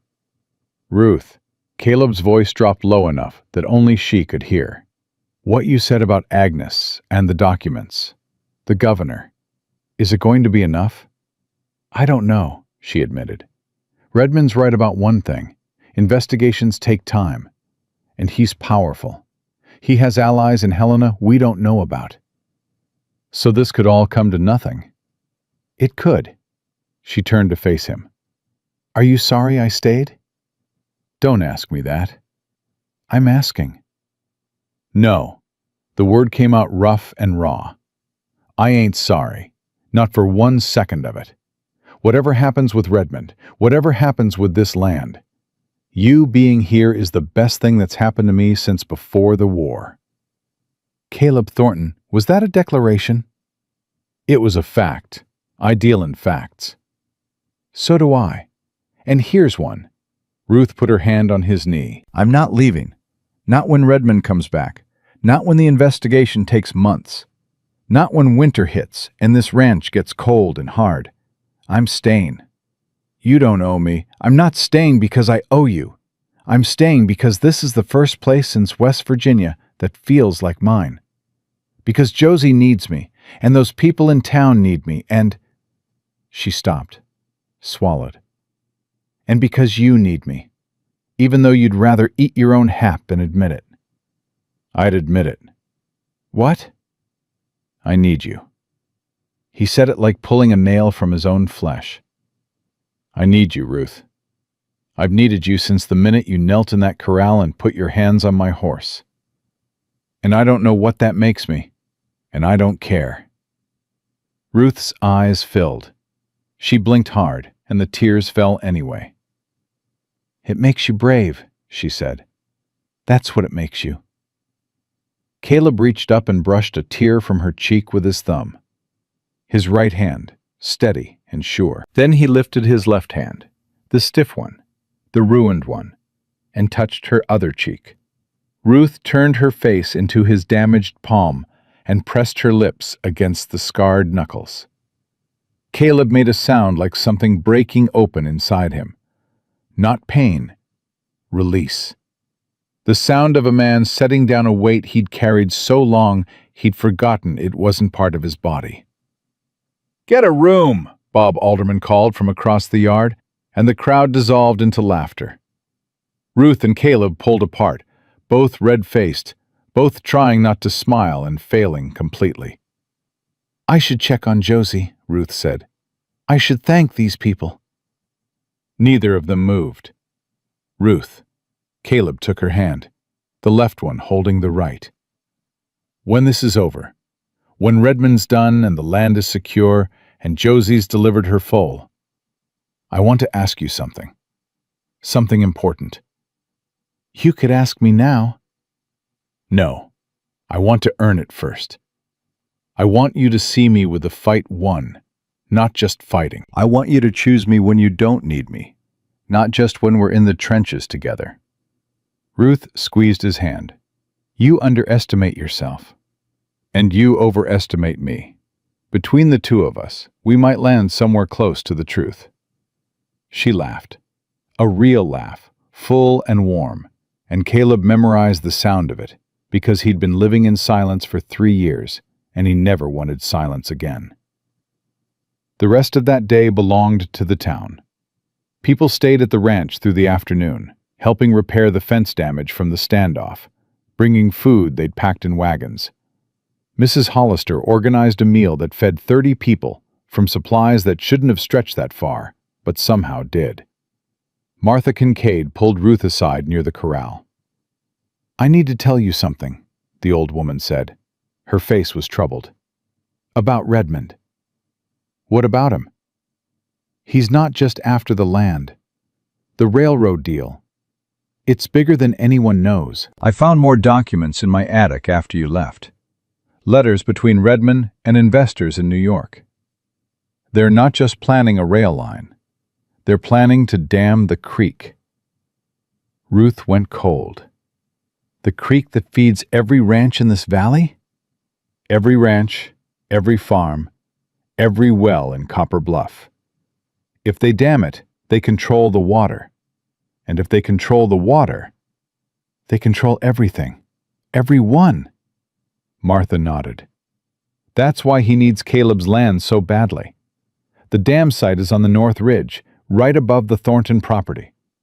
Without it, the whole project falls apart. Ruth's mind raced. Do you still have those letters? I burned them. What? I was scared. After you left, I panicked. Redmond has people watching me, I'm sure of it. If they'd found those letters in my house... Martha's voice cracked. I'm sorry. I'm a foolish old woman. You're not foolish. You survived. Ruth gripped her arm. Can you remember what they said? The names, the dates, any details? Some of them. The main investor was a man named Harlan Price from New York. The letters mentioned a company, Western Continental Development. And there was a figure, $2 million. $2 million. For the railroad, the dam, and all the land rights. Redmond was promised a third of the profits if he could secure the valley. Ruth closed her eyes. $600,000. That was Redmond's price for destroying every family in the valley, for running out healers and forging deeds and hiring men with guns. I need to tell Caleb, she said. Tell him, but be careful. Redmond won't stop at forged documents now. The stakes are too high. Ruth found Caleb by the barn, hammering a loose board with his right hand while his left held the wood in place. The effort was visible, his face tight with strain, his stiff fingers barely gripping. But he managed it. He always managed it. We have a bigger problem than we thought, Ruth said. She told him everything. The dam, the investors, the $2 million. He listened without interruption, his hammer going still, his face darkening with each word. When she finished, he was quiet for a long time. That explains it, he said finally. All of it. Why he's been so persistent. Why he won't just buy me out at a fair price and move on. It was never about my 40 acres. It's about the water. If the governor knows about the dam, it changes everything. That's not just a land dispute. That's a threat to the entire territory's water supply. But Martha burned the letters. She remembers the names. Harlan Price, Western Continental Development. That's enough for an investigation if we can get it to the right people. Agnes is already in Helena with the land records. We can't send another messenger without Redmond knowing. Ruth thought. We don't send a messenger. We send a telegram. Redmond controls the telegraph office in Copper Bluff. There's another office, in Milford, 20 miles south. Tommy Pruitt told me about it. His uncle runs the relay station there. Caleb stared at her. Tommy Pruitt is 12 years old. 12-year-old boys know everything about their territory that adults are too busy to notice. His uncle is Thomas Pruitt Sr., Agnes's brother-in-law. He's got no love for Redmond. 20 miles south. I can make it in half a day. And leave the ranch unguarded? Alderman and the others are here. Caleb, if Redmond finds out you've left, then I better ride fast. Ruth grabbed his arm. Let me go. No. I'm a better rider than you, and we both know it. Your hand makes it hard to control a horse at full gallop. I can make Milford by midday and be back before dark. And if Redmond's men are watching the roads? Then I won't take the roads. Tommy showed me the creek trail. It cuts through the cottonwoods and comes out south of the ridge. No one uses it except kids and coyotes. Ruth, if something happens to you out there, then you'll come find me, same as I'd come find you. She held his gaze. We're past the point of protecting each other by holding each other back. You know that. He did know it. He hated it. But he knew it. Take my rifle, he said. I'll take the shotgun. I'm a better shot with it. Take both. Now you're being ridiculous. I'm being scared. There's a difference. Ruth softened. She put her hand on his face, her palm against the rough stubble of his jaw. I'll be back before dark, she said. And when I come back, we'll have a telegram in the governor's hands, and Redmond's grand plan will be finished. Promise me. I promise. Ruth, he caught her wrist, held it. The question I said I wanted to ask you, after this was over. Yes? I don't want to wait anymore. Her breath caught. Ask me when I get back, she whispered. Give me something to ride fast for. She kissed his cheek, quick, fierce, a promise. And then she was moving, saddling the borrowed mare, checking the shotgun, filling a canteen. Caleb watched her ride south along the creek trail, her back straight, her hair coming loose from its braid, and his chest ached with something so big he couldn't name it. Bob Alderman appeared beside him. She'll make it, Alderman said. She'd better. That's one hell of a woman, Thornton. Don't I know it? You going to marry her? Caleb didn't answer, but his left hand rose to his chest and pressed flat against his heart, and that stiff, broken, impossible hand held steady for the first time in years. He stood at that fence, and he waited for her to come back, because she was coming back. She'd promised. And Ruth Calloway kept her promises. She didn't come back before dark. Caleb stood at the south fence until the last light bled out of the sky, watching the creek trail for movement. Nothing. Just wind through the cottonwoods and the distant call of an owl settling in for the night. She said before dark, he told Alderman. Could be the trail's slower than she figured. Cottonwood Path ain't exactly a main road. Something's wrong. You don't know that. I know her. She doesn't break promises. By the time full dark settled, Caleb had already saddled his gelding. Alderman blocked the gate with his body. Think about this, Thornton. You ride out at night on a trail you don't know, with that hand, and you're as likely to break your own neck as find her. Move, Bob. If Redmond's men grabbed her, riding in blind gets you both killed. If she's just delayed, you'll pass her in the dark and she'll come back to find you gone. Caleb's hands were shaking. The right one from rage, the left one because it always shook when the rest of him couldn't hold steady. Give her until first light, Alderman said quietly. If she's not back by sunrise, I'll ride with you. Caleb didn't sleep. He sat on the porch with his rifle across his knees and watched the southern horizon and bargained with a god he'd stopped believing in at Shiloh. Every sound, a coyote, a branch snapping, Josie shifting in the corral, sent his pulse spiking. He'd pace to the fence, stare into the blackness, pace back. At some point during the longest night of his life, he realized he was terrified. Not the cold, calculating fear of facing armed men. Not the dull, permanent fear of losing his land. This was raw, animal terror, the fear of losing someone he loved. Loved. The word landed in his chest like a bullet and stayed there.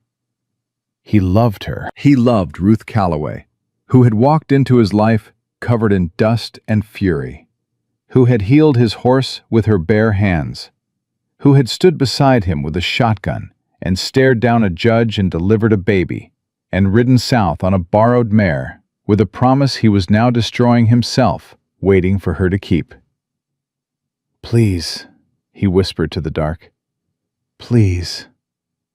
The first gray light of dawn was creeping across the ridge when hoofbeats reached him. Caleb was off the porch before his mind caught up with his body. He vaulted the fence, stumbled, caught himself, and ran toward the creek trail with his heart hammering so hard it hurt. A horse emerged from the cottonwoods.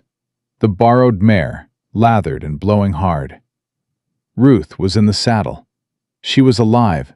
She was upright. She was not alone. Behind her, on a second horse, rode a man Caleb didn't recognize. Tall, lean, wearing a federal marshal's star on his coat. And behind him, mounted on a third horse, was Agnes Pruitt. Caleb reached Ruth as she reined in. She slid from the saddle, and her legs buckled. He caught her. His arms went around her, and he held on with everything he had, his good hand gripping the back of her jacket, his bad hand pressed flat against her spine. "You're late," he said into her hair. "I know. I'm sorry." "You scared me half to death." "I know that too." "Don't ever do that again." "I can't promise that." "I don't care. Promise anyway." She pulled back enough to look at his face. She was exhausted. Dark circles under her eyes, dust caked on her clothes, a scratch on her forehead that had bled and dried. But her eyes were blazing. "I made it to Milford," she said. "Sent the telegram. But when I was leaving, I ran into the stagecoach coming back from Helena. Agnes was on it." Agnes dismounted stiffly, looking as road-worn as Ruth, but wearing an expression of grim satisfaction. "I got to the governor's office," Agnes said. "Sat in his waiting room for 6 hours. His secretary tried to throw me out twice. I told him I'd sit there until Christmas if I had to." "She means it," Ruth added. "I've seen her stubborn side." "The governor read the documents," Agnes continued. "Every page. Then he called in his attorney general. Then he sent a telegram to the federal marshal's office." She gestured to the tall man with the star. "This is Marshal James Whedon. He came back with me on the return coach."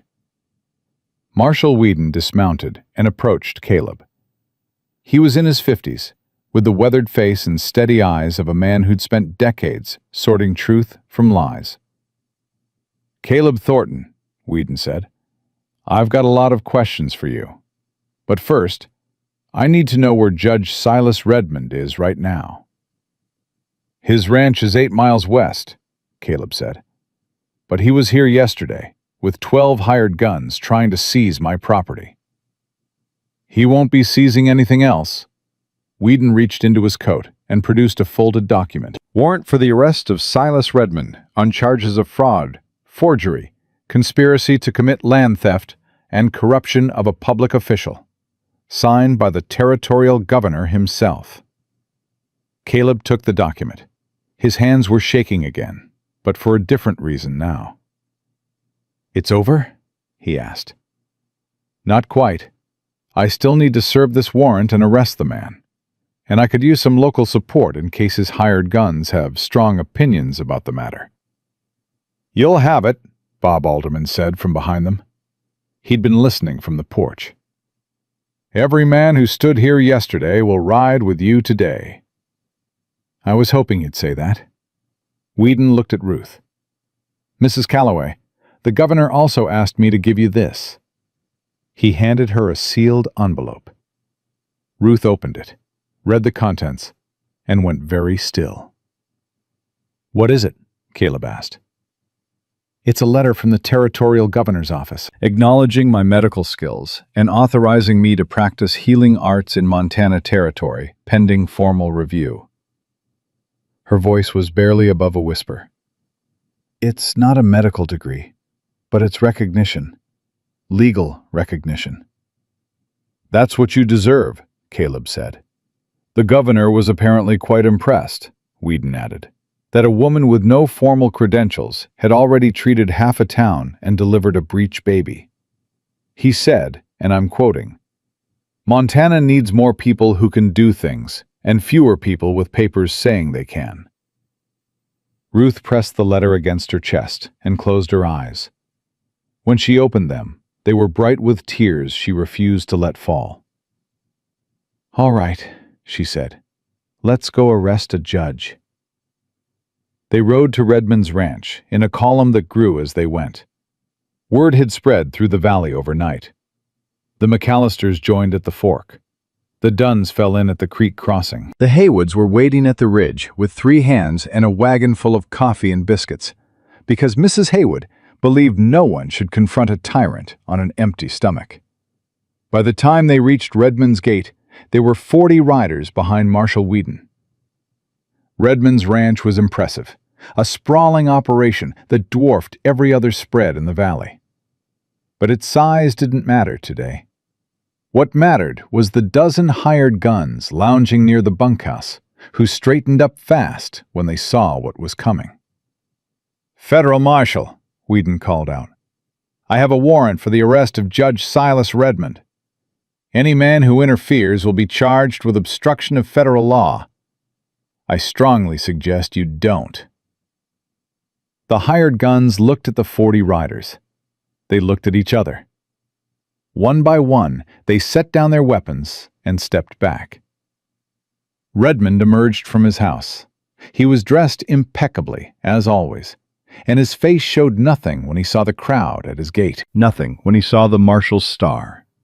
Nothing when he saw Caleb and Ruth side by side at the front of the column. He showed something when he saw Agnes Pruitt. "The shopkeeper's wife," he said softly. "I should have paid more attention to you." "Yes," Agnes said. "You should have." "Silas Redmond," Whedon announced, dismounting. "You are under arrest by order of the territorial governor." Redmond didn't resist. He stood perfectly still as Whedon secured his wrists, his back straight, his eyes moving across the faces of the people he'd terrorized for years. "You think this changes anything?" he said. "The railroad is still coming. The money is still coming. You can arrest me, but you can't stop progress." "We're not stopping progress," Caleb said. He moved his horse forward until he was face to face with the man who had tried to take everything from him. "We're stopping you. There's a difference." "And the dam?" Redmond's smile was thin, poisonous. "You know about that, I assume. Your little healer has been busy. But damming that creek would have brought irrigation to the entire valley. Jobs, commerce, growth, everything you people claim to want." "Not at the cost of our land and our water and our freedom to say no," Ruth said. "You don't get to decide what's good for people when you're stealing from them to do it." Redmond looked at her for a long time. "You're smarter than I gave you credit for, Mrs. Calloway. Most men make that mistake with women, Judge. You'd think they'd learn." A murmur of laughter from the crowd. Real laughter. The kind that comes from watching a bully finally face someone who isn't afraid. Whedon put Redmond on a horse and secured him for the ride to Helena. Deputy Greer, who had appeared from somewhere during the proceedings, approached the marshal quietly. "I've got information," Greer said, "about Redmond's operations. Names, dates, transactions. I kept records." "Why?" Whedon asked. Greer's face was tired and old beyond his years. "Because I knew this day would come eventually. I just didn't have the guts to make it come myself." He looked at Caleb. "I'm sorry, Thornton, for all of it." Caleb studied the deputy for a long moment. "You stood down when it mattered. That counts for something." "Not enough." "Maybe not, but it's a start." Whedon departed with Redmond and Greer, heading east toward Helena. The crowd lingered, reluctant to disperse, as if breaking apart might undo the miracle of having come together. It was Mrs. Hollister who finally spoke. "Well, I suppose somebody ought to say it. Copper Bluff needs a doctor, and it seems to me we've got one, if she'll have us." Every face turned to Ruth. She stood beside her borrowed mare, dusty and exhausted, and holding a letter from the governor against her heart. And she looked at these people who had thrown her out, and then stood with her, who had feared her, and then fought for her. "I'll have you," she said. "God help me, I'll have every stubborn, complicated one of you." Mrs. Hollister cried. Martha Kincaid laughed. Bob Alderman blew his nose so loudly his horse startled. Caleb didn't say anything. He just looked at Ruth across the crowd with an expression that anyone with eyes could read. And Ruth looked back, and for a moment, the whole noisy, joyful, dusty mess of it fell away, and it was just the two of them.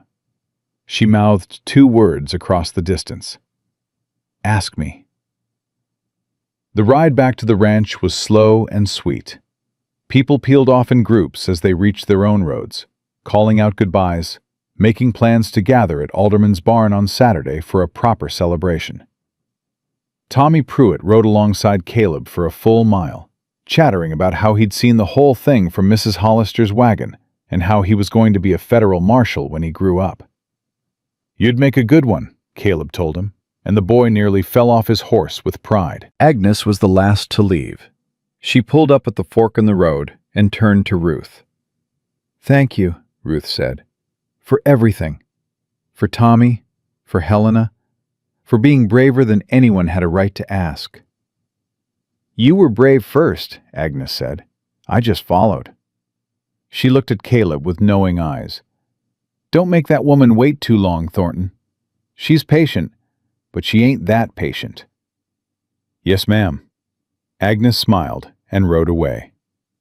They reached the ranch as the afternoon heat was settling heavy over the valley. Josie greeted them with a whinny that made Caleb's chest tight. The horse sounded stronger, more herself. Ruth went straight to the corral. She checked the mare's leg, felt her belly, and when she straightened up, her face was different. "Caleb, what's wrong?" "Nothing's wrong. The foal turned back." He blinked. "What?" "The foal. It was sideways. I told you it had shifted. It's turned back. Head down, proper position." Ruth's hands were on Josie's belly, and her smile was so wide it transformed her entire face. "She's going to be fine. The foal is going to be fine." Caleb put his hand on Josie's neck. The mare turned her head and lipped at his sleeve, the way she'd done since she was a foal herself. "How?" he asked. "Sometimes they just do. When the stress eases, when the body feels safe. Animals know. They know when the danger passes." Ruth rested her forehead against Josie's side. "She felt it, Caleb. She felt the fight end." Caleb couldn't speak for a moment. He stood there with his hand on his horse and the woman he loved standing close enough to touch, and the weight of everything that had happened. Redmond, the standoff, the long night of waiting, the ride to Milford, the arrest, the governor's letter, settled and shifted, and finally began to lift. "Ruth." She raised her head. "Come here." She walked to him. He took her hands, both of them, right and left. Strong and broken, all of it. "I told you I wanted to earn it first," he said. "I told you I wanted you to see me with the fight won. Well, the fight's won. Redmond's gone. The land is safe. Josie's going to be fine." He swallowed hard. "And I'm standing here with nothing to offer you except 40 acres of dirt and a hand that barely works and a heart that's been shut so long, I'm not sure it remembers how to do this right." "Caleb, let me finish, because if I stop, I might not start again." His voice was rough, unsteady, completely honest. "When you showed up at my gate, I was surviving. That's all. I wasn't living. I was just getting through one day and then the next, telling myself that was enough because it was all I deserved. A crippled man on a broke ranch with a horse for company." "You deserve more than that." "I know that now, because you showed me. Not by telling me, not by arguing with me about it, but by being the kind of person who kneels in the mud for a stranger's horse and walks back into a town that threw her out, and rides 20 miles in the dark to send a telegram for a man she barely knows."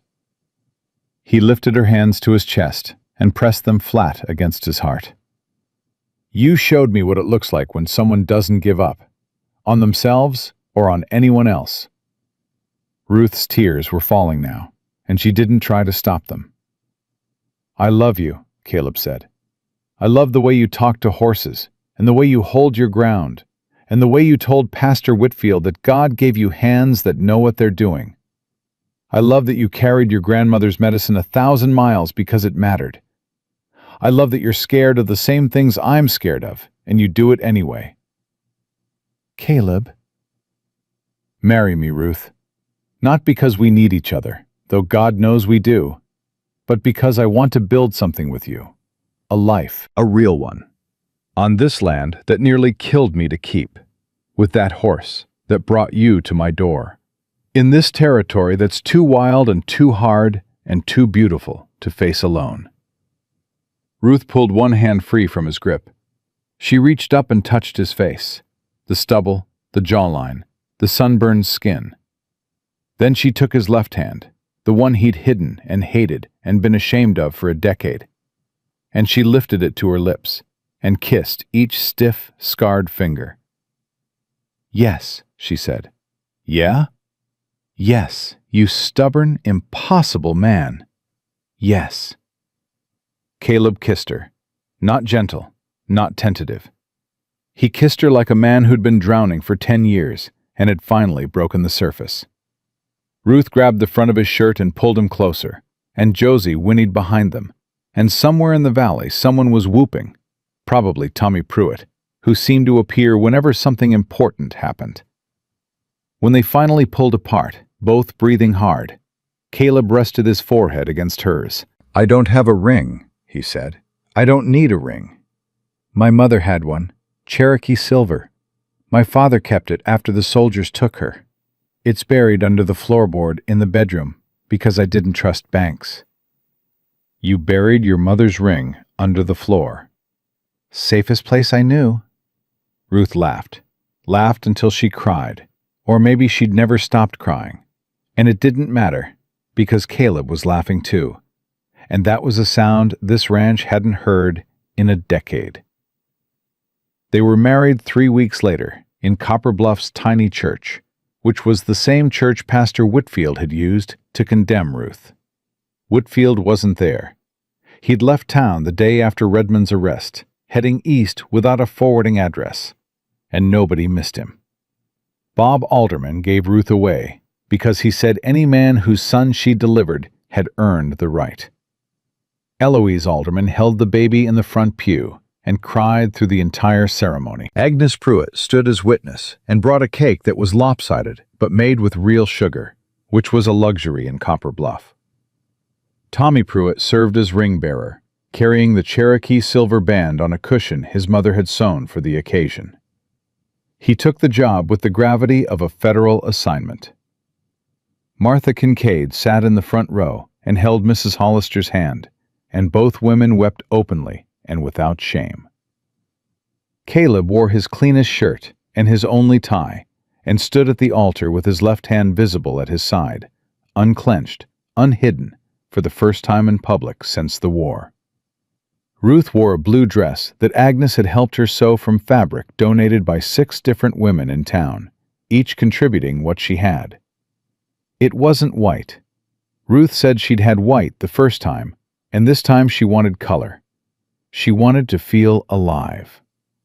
When the circuit preacher asked if Caleb took this woman, he said, "I do," and his voice carried to the back of the church without breaking. When the preacher asked if Ruth took this man, she said, "I already did, about 3 weeks ago.